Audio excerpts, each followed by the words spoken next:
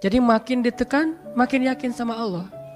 Makin banyak masalah, makin yakin sama Allah. Makin berserah kepada Allah. Kok bisa kayak gitu? Ada orang yang ketika makin banyak masalah, makin ragu sama Allah. Ini Allah maunya apa sih? Gitu kan? Ketika makin banyak masalah, makin kayak mempertanyakan takdir dan ketentuan Allah. Kenapa kok saya yang ngalamin ini? Kenapa saya dari dulu gak selesai-selesai masalahnya? Kenapa justru setelah saya berhijrah malah banyak masalah? Kenapa para sahabat sebaliknya? Makin dikasih ujian, makin wa ma zadahum illa imanan wa taslima.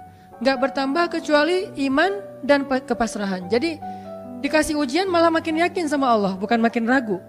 Misalnya dia ganti nih model transaksi dagangnya, bisnisnya. Yang tadi mungkin syubhat atau haram, sekarang dia pakai model transaksi bisnis yang halal aja deh, yang aman-aman aja. Gara-gara transaksi yang halal malah banyak masalah. Masih mending kalau masalahnya cuman berkurang income-nya. Ini malah ditipu orang lah, rugi segala macam. Mulai mempertanyakan, nih bener gak ya saya ngambil jalan yang syariat segala macam, kok malah makin susah nih kelihatannya. Kenapa kita ketika diuji malah jadi ragu sama Allah? Kenapa saya katanya kalau misalnya saya jujur, saya akan dapat kebaikan. Ini gara-gara jujur malah gak lulus. Ya mungkin gak belajar tapi jujur. Yang satu lagi yang gak jujur malah nilainya bagus mungkin. Misalnya gak belajar tapi dia dusta. Kenapa para sahabat ketika diuji malah makin yakin sama Allah? Malah makin pasrah kepada Allah. Karena mereka pegang janji Allah. Itu salah satu tipsnya. Kalau kita pengen tetap woles pas menghadapi kesulitan, pegang janji Allah. Makin kita kuat pegang janji Allah, diuji, kita makin pasrah sama Allah. Ya Allah, saya akan yakin sama Engkau memegang janjimu. Ketika diuji, saya berharapnya balasan dari Allah, pertolongan dari Allah. Kayak yang pernah saya sampaikan dulu, kalau kita dapat musibah, yakinlah kepada janji Allah. Siapa yang membaca doa yang diajarkan Nabi, nanti Allah akan ngasih ganti yang lebih baik gitu kan ya. Allahumma ajurni fi musibati wa khluf li khairam minha. Ya Allah, beri saya pahala dalam musibah ini, beri saya ganti yang lebih baik darinya. Kalau kita pegang banget dengan janji Allah lewat doa ini, kita ketika dapat musibah setidaknya gak akan panik habis-habisan. Gak akan putus asa dalam menunggu pertolongan Allah. Setidaknya kalau gak bisa woles-woles amat, gak bisa tenang-tenang amat, minimal gak panik habis berlebihan. Kalau musibahnya musibah kematian, gak bikin kita meratapi kematian.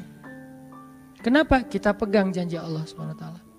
Makanya kan ada cerita seorang ayah yang diberi musibah dengan wafat 2 orang anaknya. Anak laki-laki pertama meninggal. Dia bilang innalillahi wa inna ilaihi rajiun. Anak laki-laki kedua meninggal, dia bilang innalillahi wa inna ilaihi rajiun. Semua ini milik Allah. Allah yang memberi, Allah juga yang mengambil kembali. Suka-suka Allah, pasrah gitu. Nerima, ridho dalam bahasa agama. Bukan ikhlas ya. Kalau ikhlas itu dalam bab ibadah. Kalau dalam bab takdir namanya ridho. Raditu billahi robba. Saya ridho deh dengan ketentuan Allah, itu namanya ridho. Bukan yang ikhlas ya. Ikhlas apaan? Orang gak lagi ibadah kan, lagi ada musibah. Jadi bukan yang ikhlas ya, bukan. Tapi yang ridho ya. Kalau mau lebih tepat nih, tapi gak apa-apa deh, pakai bahasa kita aja. Tapi kalau mau lebih tepat maknanya, yang ridho ya, sing ridho ya gitu. Bukan sing ikhlas. Karena ikhlas itu ibadah ritual. Nah, dia ridho tuh. Innalillahi wa inna ilaihi rajiun. Innalillahi wa inna ilaihi rajiun. Yang ketiga, meninggal juga. Dan dia mulai agak ragu nih, kok gini-gini amat ya. Suatu malam dia bermimpi 2 anaknya itu, dalam mimpi itu ayah ini mau jatuh ke sebuah jurang yang di bawahnya api, kayak api neraka gitu. Ditarik sama 2 anaknya, cuman gak kuat. Kata mereka, seandainya adik ada di sini pasti bisa narik nih, bisa nyelamatin ayah. Kalau adik ada di situ, kenapa cuma 2 yang nolong? Karena 2 itu yang dia ridho, yang satu lagi nggak ridho. Akhirnya cuma 2 orang yang bisa nolong dia di akhirat.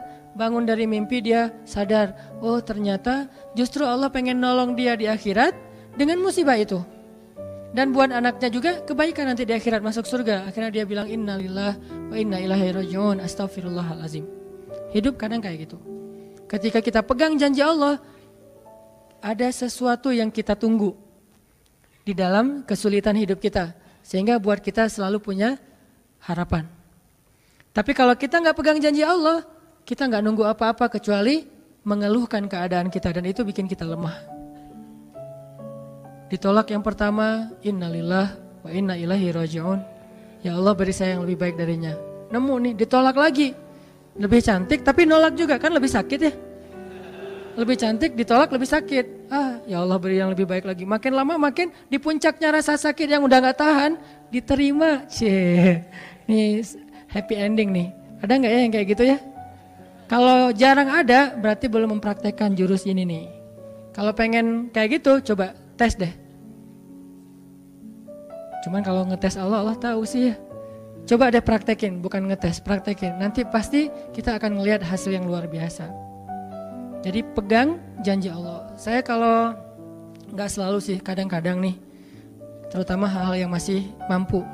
Ada musibah kecil, langsung berpegangan pada janji Allah. Nah, ntar Allah ganti yang lebih baik. Tapi itu harus dengan bahasa hati ya, bukan dengan lisan doang nih. Wa khluf li khairam minha. Hati nggak percaya. Allah kan bermuamalah berakad dengan kita lewat hati itu teman-teman. Allah nggak berakad dengan kita lewat lisan doang. Makanya niat itu kan sesuatu yang terbersih di dalam hati. Walaupun dalam prakteknya ada mazhab yang mengucapkan, ada mazhab yang tidak mengucapkan. Yang jelas secara definisinya terbersih di dalam hati. Innamal a'malu binniyat. Terus Nabi menunjukkan dalam riwayat yang lain, Nabi menunjukkan ke dadanya atau hatinya. Artinya Allah berakad dengan kita itu dengan hati. Jadi kita kalau mau ditolong Allah, katakan kalimat itu dengan benar-benar yakin di hati kita. Wa khluf li khairam minha. Emang yakin saya Allah bisa ganti nih. Yakin. Gimana caranya? Itu bukan bagian kita, itu bagian Allah. Bagian kita berharap, bagian Allah memberikan cara. Jangan sampai kita mengambil bagian Allah. Pasti kita akan kebingungan. Orang kita bukan Tuhan. Mengambil bagian Allah apa? Harus jelas caranya. Kalau nggak jelas nggak percaya. Terlalu logis. Akhirnya nggak lagi ada ruang untuk kita berharap kepada sesuatu. Jangan mengambil bagian Allah. Gimana caranya? Ya terserah Allah. Yang penting saya berharap Allah ganti yang lebih baik. Ikhtiar urusan kewajiban kita kepada Allah. Bukan cara itu. Kewajiban kita kepada Allah. Ikhtiar itu dalam agama kayak ibadah, sholat, puasa, zakat. Bukan jalan untuk menemukan suatu kebaikan, karena Allah yang menentukan. Kadang-kadang kita ikhtiar ini jalannya dari yang lain. Kita ngejar, ternyata dapatnya justru yang sering pakai curhat. Kan beda-beda kan cara Allah ya. Kita ngejar, gak berhasil, curhat lagi ke teman kita di sebelah. Ternyata dia, bukan dia yang jadi sama dia, kita jadi sama dia gitu maksudnya. Ini artinya emang Allah yang punya cara, asbab, subul. Walladzina jahadu fina lanahdiyannahum subulana. Orang yang bersungguh-sungguh di jalan kami yang akan tunjukkan kepada cara-cara menuju kepada kebaikan. Subul, bukan cuma satu. Kalau satu sabil, ini berarti Allah yang punya cara. Ya Allah, beri saya ganti yang lebih baik. Saya yakin banget nih. Kata teman kita, caranya gimana? Kayaknya mustahil deh. Allah punya cara. Allah bisa mendatangkan sesuatu dengan cara-cara yang kita mengerti, ilmiah, logis. Bisa yang dengan cara yang kita nggak ngerti, nggak ilmiah, nggak logis. Bisa juga dengan sebalik dari apa yang kita ngerti. Kita ngertinya gini, Allah bikin yang sebaliknya. Allah punya banyak cara. Contoh, Allah mendatangkan kita, melahirkan manusia itu dari pasangan ayah dan ibu. Ilmiah, logis, bisa dijelaskan secara keilmuan. Tapi Allah juga bisa mendatangkan seorang anak tanpa ayah seperti Isa dari rahimnya Siti Maryam yang suci. Atau bisa juga mendatangkan seekor onta bukan dari induknya tapi keluar dari batu seperti ontanya Nabi Solih. Allah bisa mendatangkan segala sesuatu dari cara-cara yang yahtasib aula yahtasib. Yang kita mengerti atau kita tidak mengerti. Makanya Allah mengatakan wa yarzuqhu min haitsu la yahtasib. Allah kasih rezeki dari jalan haitsu la yahtasib, yang gak pernah kalian duga. Berarti kalau masih keduga bukan itu jalannya. bisa sih kayaknya jalan ini, bukan itu. Bisa sih ini, bukan itu. Terus jalannya apa? Yakin, itulah jalannya. Allah yang akan mendatangkan dengan surprise. Kayaknya surprise itu lebih seru sih. Dan surprise Allah itu emang pasti. Kalau surprise teman kita pas kita ulang tahun, kenapa ya hari ini kok biasa-biasa aja ya, gak ada yang ngucapin, gak ada yang ngasih hadiah misalnya ya. Kita masih berharap, mungkin mereka pengen ngasih surprise. Nanti malam-malam tiba-tiba saya masuk ke rumah, saya buka pintu rumah saya, tiba-tiba orang udah ngumpul semua di dalam rumah, terus ngasih surprise happy birthday gitu, balon segala macam, gitu-gitu deh. Bisa. Tapi apakah itu terjadi? Belum tentu. Pas kita pulang ke rumah udah siap-siap gitu. Gua mah gak akan kaget lah, yang gitu-gitu pasti udah disiapin. Buka pintu, ngelihat ke dalam, jalan pelan-pelan, nyalain lampu, kosong, gak ada siapa-siapa. Manusia bisa gitu banget kan? Teman kita atau pasangan kita berpikir, pasti dia ingat lah, gak mungkin. Dia gak ingat hari jadian kita atau hari putus kita terus jadian lagi. Atau hari lahir lah minimal. Pasti dia ingat, tapi belum tentu dia bisa ngasih kita surprise seperti yang kita harapin. Kalaupun dia ngasih surprise, kadang-kadang kado atau hadiahnya itu nggak seperti yang kita harapin. Biasa-biasa aja ternyata. Mungkin dia lagi nipis keuangannya, nggak punya modal apa-apa, ya udah ngasih apa yang ada aja, pulpen, permen. Nah, Allah nggak gitu. Allah kalau ngasih surprise itu benar-benar ngasih dan buat kita benar-benar ngerasa beruntung. Kalau kita percaya, makanya berakatlah dengan Allah lewat hati. Hadza ma wa'adanallahu wa rasuluh wa shadaqallahu wa rasuluh. Benarlah Allah dan Rasul. Hasbiyallah atau apapun ucapan-ucapan belief, termasuk wa khluf li khairam minha, beri saya ganti yang lebih baik darinya. Tapi kita berakad itu dengan hati, Allah tunjukin tuh. Ini yang bisa bikin kita sedikit lebih tenang atau banyak bisa dapat ketenangan kalau kita dalam kondisi yang sulit. Kalau diuji dalam hal-hal yang kayaknya mentok gitu. Mau kemana lagi nih? Mau gimana lagi nih? Mau apa lagi nih? Kan gitu kan? Udah gak tahu lagi ya mau gimana, mau kemana, mau apa, mau siapa lagi nih? Kayaknya semua yang di list reunian udah ditembak satu-satu, gagal semua gitu kan. Mau siapa lagi nih? Teman kuliah udah, teman SMA udah, sampai teman SD juga udah. Masa nyari teman TK gitu kan ya?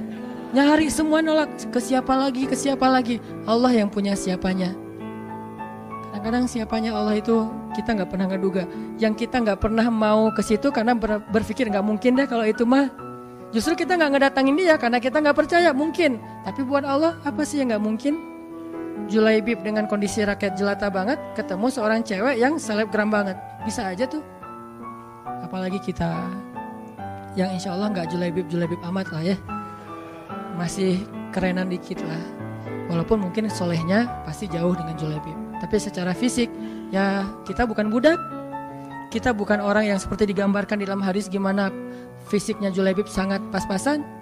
Walaupun tingkat kesolehannya jauh, pasti sahabat itu tidak tergantikan, tidak tertandingi.